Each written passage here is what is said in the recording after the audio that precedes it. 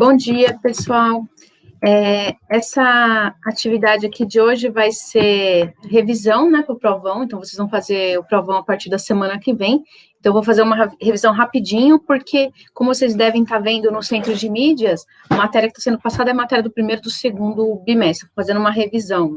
Então, o conteúdo do provão também, são questões do primeiro, do segundo e do terceiro bimestre. Então, vou fazer uma revisão aqui rapidinho, tá? Se vocês tiverem dúvida, é só mandar perguntas no WhatsApp, no privado, ou naquele grupo que a gente tem, que lá vocês podem escrever, podem mandar mensagem lá, tá? Meus slides não estão passando, deixa eu ver aqui. Tá.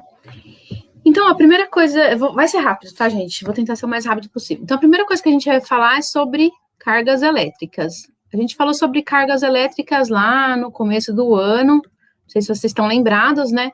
Eu disse para vocês que existem dois tipos de cargas elétricas, né? A gente pode ter cargas elétricas positivas ou cargas elétricas negativas, tá? Um objeto que tem excesso de cargas positivas, ele está carregado eletricamente, ele está eletricamente carregado positivamente, e o que tem excessos de carga negativa, ele vai estar negativo. E aquele objeto que tem o mesmo número de cargas positivas e negativas, ele é neutro, tá? Então, eu tenho também uma partícula, né, eu posso ter aqui, ó, uma partícula de carga positiva, por exemplo, o próton. A gente tem os prótons, que são partículas do núcleo do átomo, eles são positivos. E as partículas de carga negativa são os elétrons, né? Um elétron tem carga negativa, e eu tenho também uma partícula neutra, né, que é o nêutron, que ele não tem carga elétrica. E aí uma coisa assim que a gente tem que lembrar é que essas cargas, elas podem se atrair ou se repelir. Se eu colocar, por exemplo, cargas que têm o mesmo sinal, por exemplo, duas cargas positivas ou duas cargas negativas, elas vão sofrer repulsão, elas vão tentar se afastar uma das outras, então elas vão se repelir, né? Repelir ou sofrer repulsão. E quando a gente tem cargas, por exemplo, de sinais contrários, né?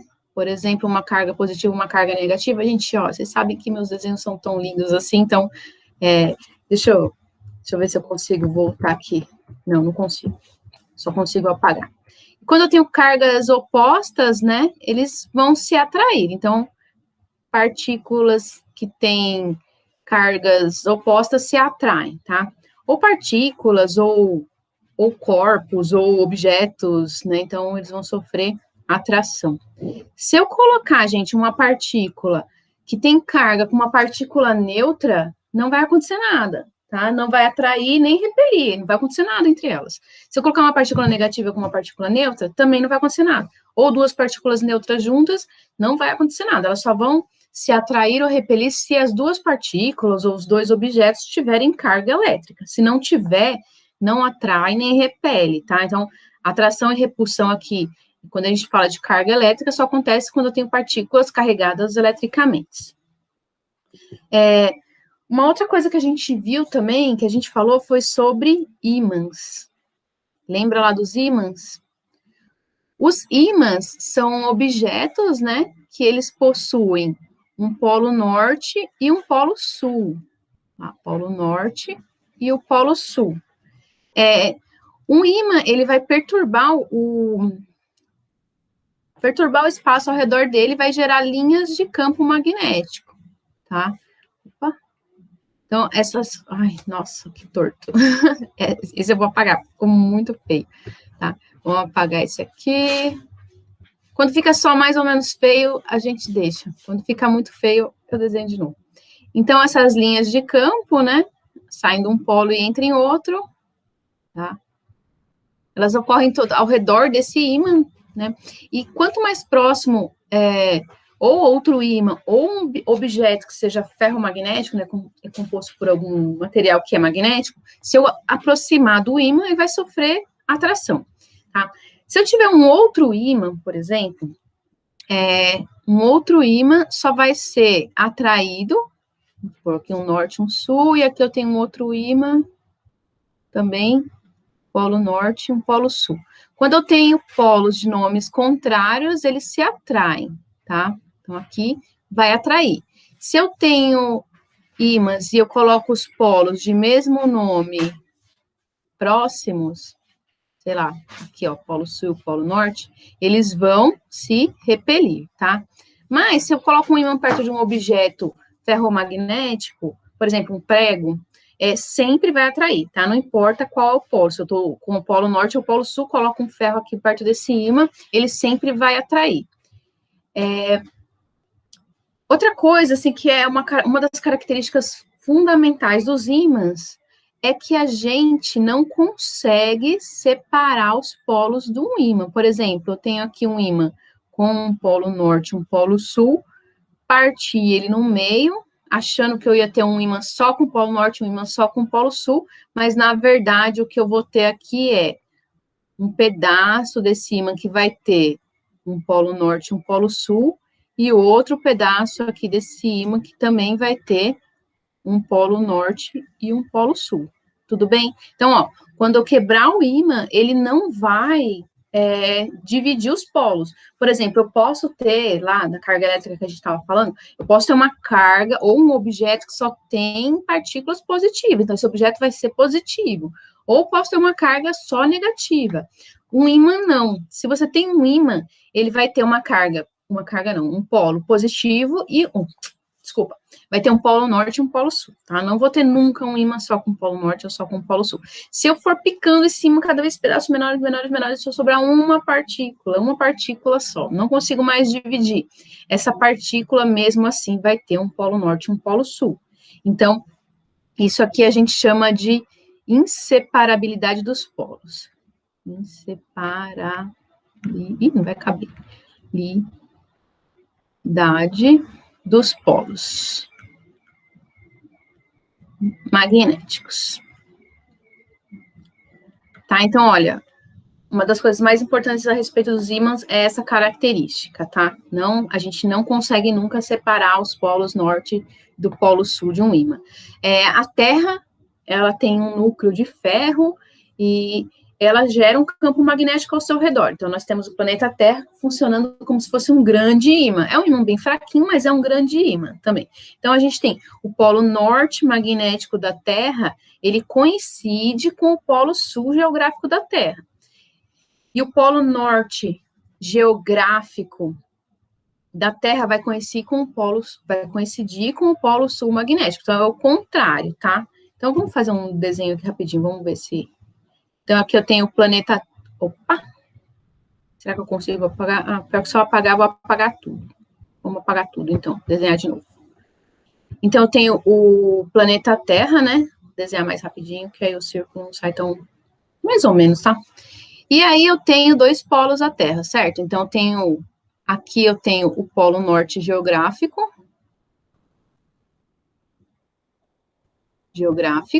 E... abaixo eu tenho o polo sul geográfico. Então, aqui eu tenho o polo sul geográfico.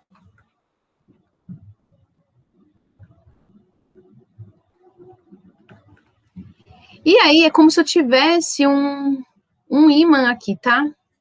Como se eu tivesse um grande ímã dentro da Terra. Gente, não é assim, tá? Não vai ter uma barra de ímã dentro da Terra, tá?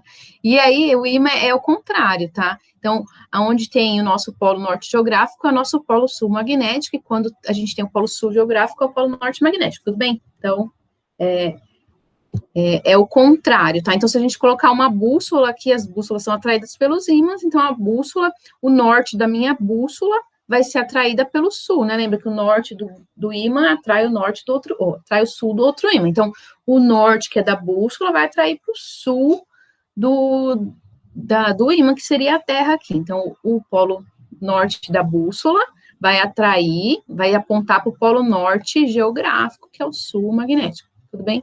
Mas isso daí é curiosidade, não vai cair uma pergunta exatamente assim no provão, tá? E, para acabar nossa revisão, a gente vai falar um pouquinho, lembra lá do átomo de Bohr? O átomo de Bohr, a gente falou de vários átomos, né?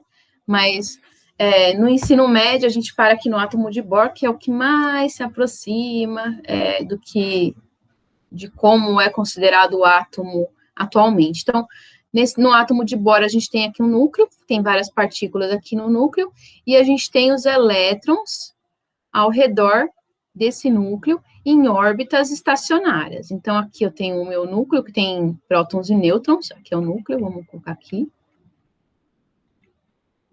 E aí eu tenho os elétrons aqui circulando.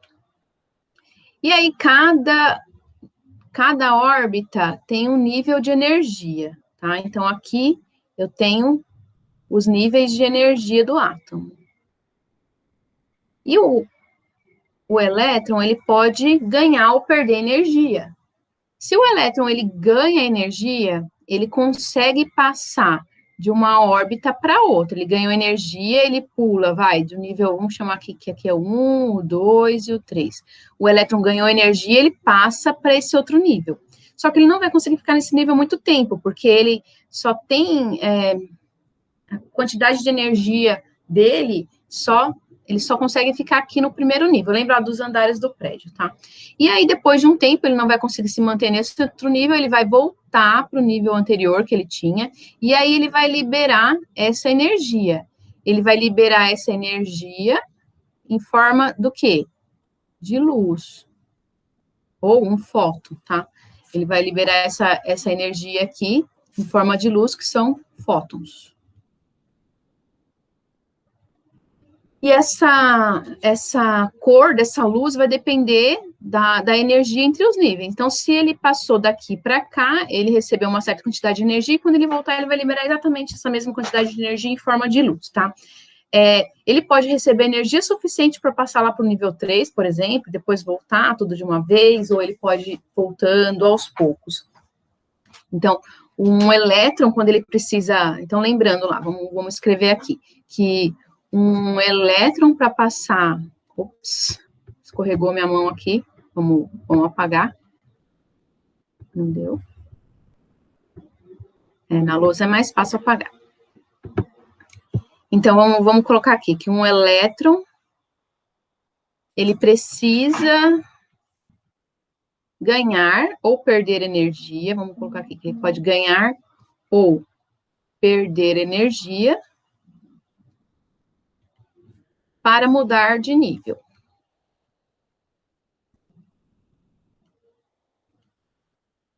Então, ó, se ele receber... e essa energia, vamos colocar aqui. E essa energia tem que ser um valor exato.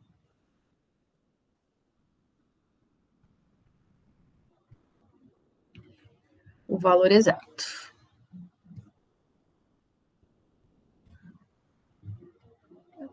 Da diferença dos níveis.